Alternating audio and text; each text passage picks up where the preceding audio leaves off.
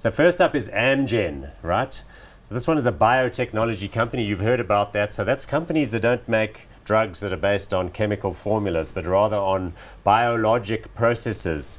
The blockbuster products that you may have heard of include Neupogen, which is something EPO really, which you take to stimulate red or white blood cell regeneration. For example, if you're recovering from an operation, or particularly if you've got cancer and you're undergoing chemotherapy.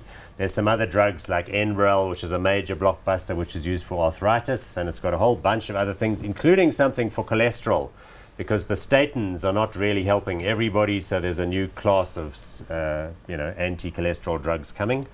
It's the largest of the biotech companies, so we're talking about a market capitalization of $118.7 billion, price to earnings ratio 16.81, dividend yield of 2.52%.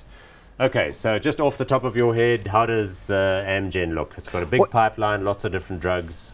Basically, it's looking very good. I mean, for an American company to have a dividend yield of about 2%, that's huge, given where the inflation is. The PE also is not demanding. But if you look in terms of what they do, actually, very specialist type of products, you know, in terms of care. So certainly, I think they've got a very good niche market and obviously established themselves there.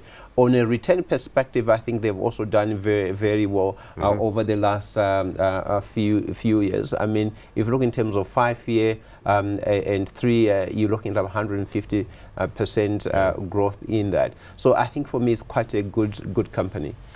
Yeah, look, it is a west coast of the US-based company. It's been around since 1980. They got involved with sort of gene splitting and doing the whole human genome thing quite early.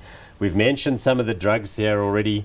Kyprolis is another one which is for cancer. But what makes them interesting is some of these pharma companies have got like one drug. And if the FDA approves it and they sell them for hundreds of thousands of dollars, it's just straight to the moon. Unfortunately, if they have any regulatory risk, or if there's somebody comes along with a generic or a biosimilar, then it can be, you know, all the way down.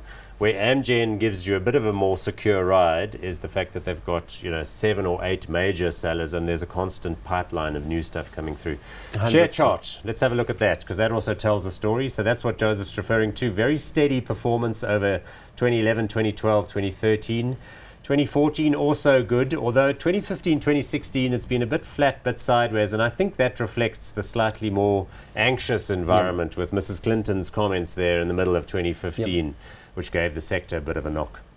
So you look at the peak there, I think it was in 2015, and there was a little bit of a dip from there. But I think if you look in terms of obviously what we said they offer, you know, there's critical illness, which actually also is insured by insurance. So for me, I see them as specialists, and I think there is a chance that once the election campaign and promises are over, you might start seeing it recover a little bit. But I like the yield, and certainly I'll put it as a hold for me. And also, Mrs. Clinton has to make these revolutionary comments because she's fighting Bernie Sanders off on the left wing.